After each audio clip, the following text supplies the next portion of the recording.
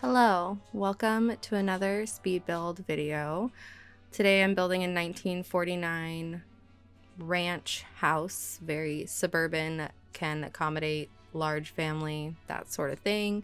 Everybody loves a good ranch, so I think in this trying time, I'm going to just keep doing ranch style houses.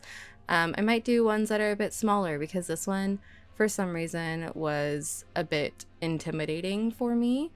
And even doing this voiceover has been intimidating. I've tried to lean more on like, let me be the informative type of person and give you guys like boatloads of information about what like ranch houses are and the history of them and design of them and everything.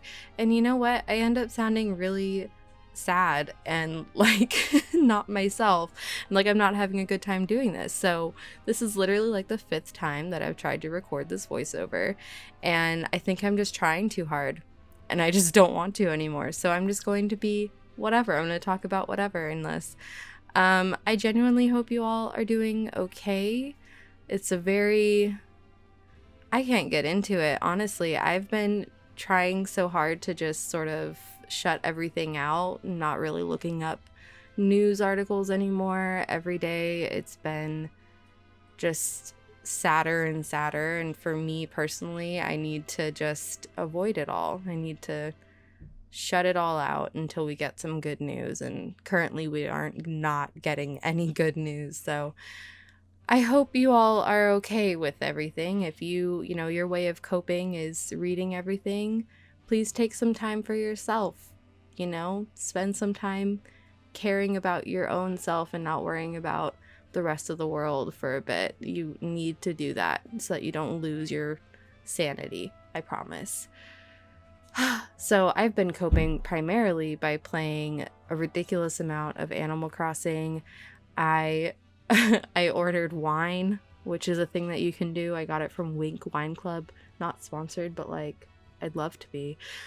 But I finally like wine, The ones that they sent me are like really actually very good. I tried to do this voiceover inebriated last night, and that was not a good idea. Oh, it was so bad. So we'll not be doing that again. I didn't get any information out that I wanted to, and I was just mumbling over myself and everything. So yeah, I'm not going to be doing that again. To give you a little bit of information about this house, I guess this was from a book called Homes, which was published by the Home Building Service, again in 1949. And of course, I just got it from archive.org. At this point, I don't even really use other websites anymore. Like, I go straight to archive.org and try to find what I want there. I used to spend a lot of time on Google just trying to look at photos and stuff, and it's really it's not a reliable way of finding something for a particular year, so I just go to archive.org. It's free. I highly recommend it. You can search by year if you just search architecture, domestic. You will find a lot of like actual home floor plans rather than, like a large building and stuff. And you can do it by year, and you can narrow it down even more if you want to do it like by country and stuff like that. Really, really handy. So that's where this one is from. This one is slightly different than the typical ranch house in that the floor plan is divided horizontally rather than vertically. Most of the ranch houses, at least the ones from the 1940s that I was looking at, which I was just looking for the entire decade of the 1940s, most of them, they will have like two or three bedrooms on like the left or right side of the house. And then you'll have like a living room in the middle and like the kitchen and dining room on the opposite side from the bedrooms. So this one is slightly different in that the bedrooms are in the back. There's a central hallway dividing everything, and then you've got the living room off to the side, separated from the dining room and the kitchen. And I also wanted to do this one because it had a bit more of a galley kitchen. I really like galley kitchens personally. I think they're very functional, but I mean, they're not popular these days because everybody wants the open floor plan and everything. But I like galley kitchens. They're really nice. And I wanted this one to be just 3 tile wide, but it didn't really work with the way the floor plan was. So I spent a lot of time resizing rooms and stuff. And yeah. Also, this trick is fun. I've done this before, but to get that sort of scalloped edging, just using that awning and hiding it under some cabinets is a very 1940s look. They tend to have a lot of scalloped edging on stuff, but it would have been made out of wood, and there probably would have been some like shelves just on either side of that window there next to the cabinets, you know. That was a common thing, but I didn't put shelves in because it would have looked a bit too jumbled. And these cabinets are not that 1940s, but I didn't want to use the same ones that I use every single time, which are those ones that kind of look a little country-esque with like the tile on top. I always use those ones, and I feel like, you know, I wanted to switch it up a little bit and try to go for something that was sort of 1940s like streamline style, but I think these do just look kind of super modern in the end, so whatever. Speaking of which, something I would love to see, if somebody were to take one of these builds and like renovate it how it would be renovated today, you know, like knocking out walls and stuff to make it like open concept and whatever. That'd be so cool to me, like working within the realm of like, you know, maybe the shell primarily, or let's say that like the wall where the hallway is that divides the house in half is like load bearing and you can't tear it down. That'd be so cool to me, because personally I wouldn't change anything, so I wouldn't do it myself really. But if somebody else did, like somebody who likes modern style stuff but would want to do it within a ranch house. I'm bad at explaining myself, but you know what I mean. I hope. So I just think that'd be really cool. Nobody's done that, so it'd be really cool in my mind. This little desk here I was just putting in as like a telephone desk. That's something that I saw a lot in the books that I was using as reference for interior design for the 1940s. They would have like a little desk set up. Sometimes it was built into the wall, and that was a thing that was common before the 1940s. That was common in very older houses up through like the 50s, I think. But this one is just like a little desk that's in the front area, you know, easily accessible to everybody.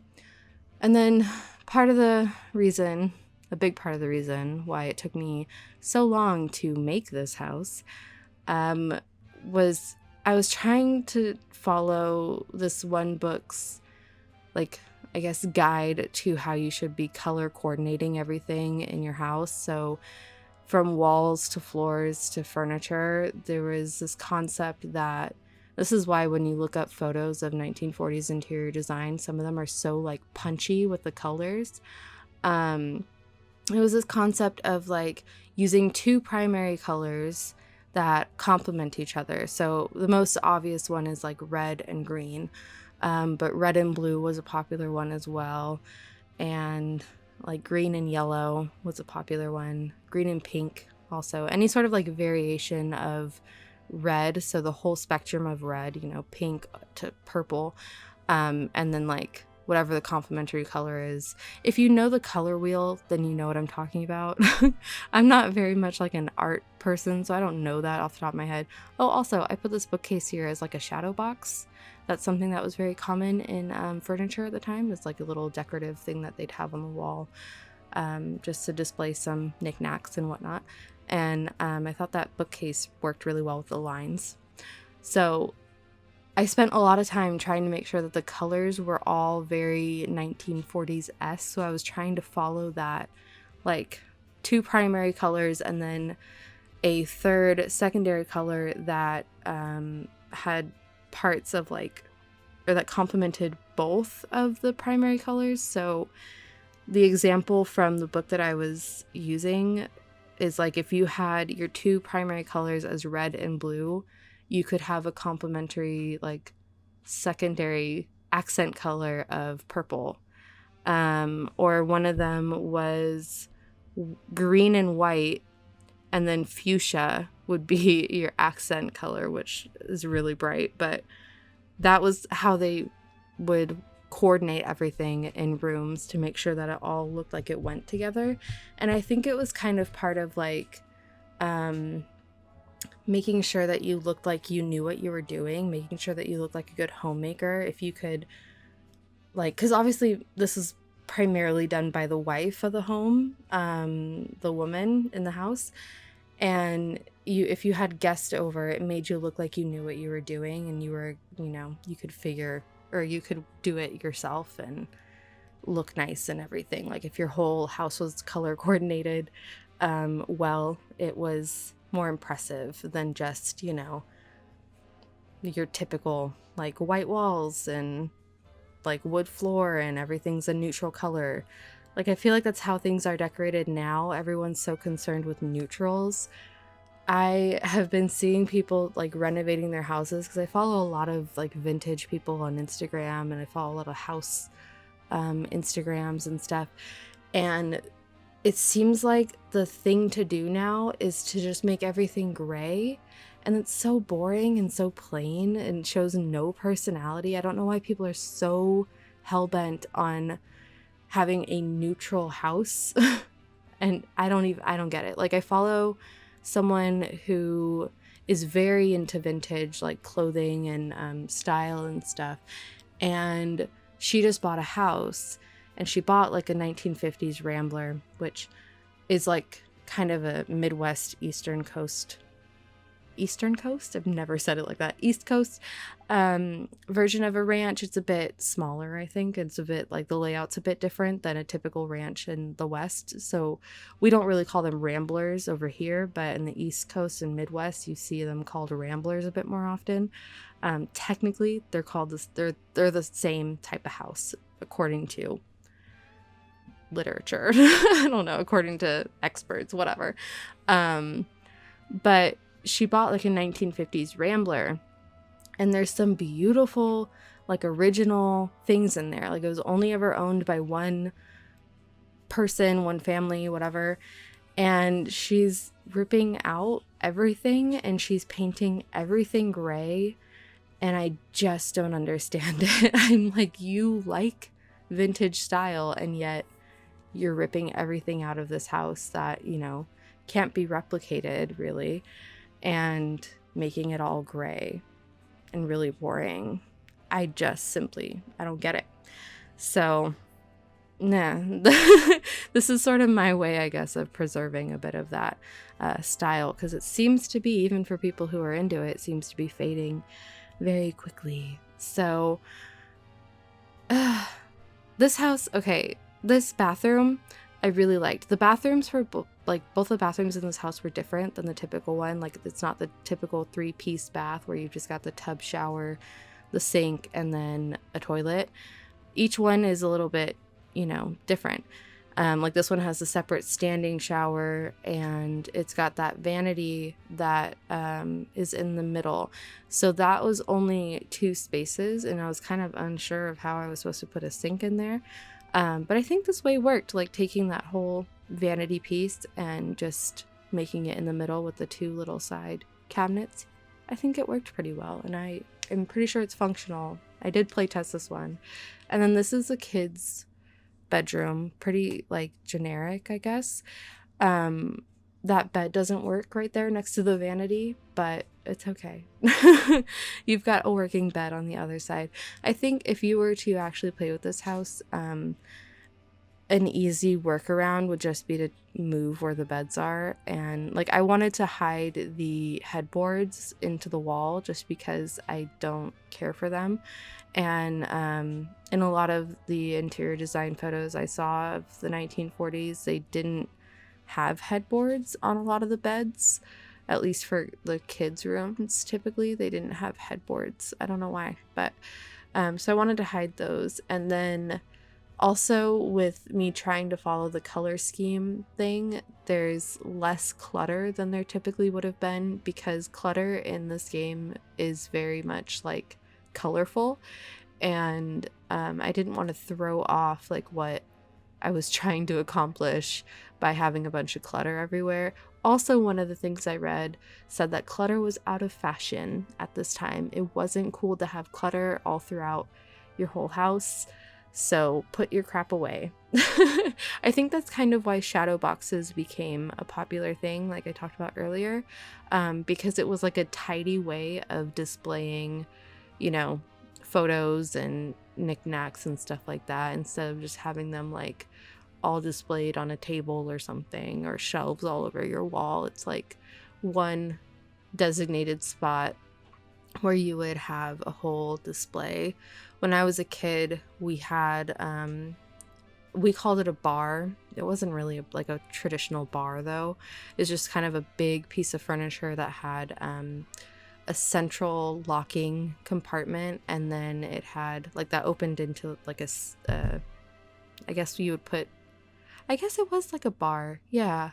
You would put glasses and stuff in there if you used it the way you were supposed to. We used it just to put all our like important documents and stuff, because it had like an old-timey key, and then it had shelves on the side. So I guess thinking about it now, it would be more of a bar, like an old school bar just up against the wall, not one that you stand behind. But it came with a shadow box that sat on top of it, and it was from the 1940s from Japan. Like my grandfather had brought it back. He had it custom made. But we would always have like our old knickknacks and everything displayed on there. So I like shadow boxes. I think they're cool. I wish I had one. I don't now. I have a bookcase which has a lot of crap on it. I'm a hoarder in a way. Like I have so many knickknacks, so many random things, and I don't know how people like my age have fully designed, you know, houses and rooms and stuff, because I just have too many cute things that I like, that I constantly have to bring back and, you know, display for myself to look at. I still have stuffed animals. I just had a birthday, by the way. I'm 26 now. My birthday was on the 31st, and I got a stuffed animal as a present from one of my friends. So I'm very much not an adult, and I don't have like one of these cool 1950s, 1940s houses myself. I live in a studio, so this is my sort of living vicariously through The Sims, I guess, and having all of these old houses. So I hope that's what it accomplishes for you as well. That's pretty much the end of this video. You know, when I get down to gardening and everything, that's pretty much the end of it. Oh, I also realized I did do the basement and the garage in this video. I remember to do them. But I realized afterwards I did not do the windows correctly on the garage. Apparently there was supposed to be like 3 windows only on the left wall. And I end up putting like, oh yeah, right here, a window on each side, because I wanted more light in here, but I wanted to use those 2 lights at the top. Oh well. I did one thing wrong in here. Also, there wasn't any floor plan information for the basement, so I kind of just winged it. It's just one little room down there, and this garage is nothing special. This is pretty much what I do every time I have to do a garage, because it's not really a space that gets used, I think, when you play the game. It's pretty much purely decorative, and you know, we fake it out. I don't like using that little roll up garage door thing because I don't think it looks very mid-century, so I always like fake my garage doors out. But this basement is kind of just a hangout spot. I didn't do any sort of like color working. I just made it look very mid-century and kind of basic. To be honest, I was just trying to like be done with it and I just wanted to get crap in here and be done. I always forget that in the 1940s, like radios were a huge thing, so I'm glad I put one in here because that was definitely a common thing. But yeah, that's the end of this video. Thank you so much for watching. Please leave a like if you got this far and a comment if you want to, and subscribe if you want to. Also follow me on Twitter if you want to. The links are always in the description. Thank you. Please stay safe. Have a nice day. Okay, bye.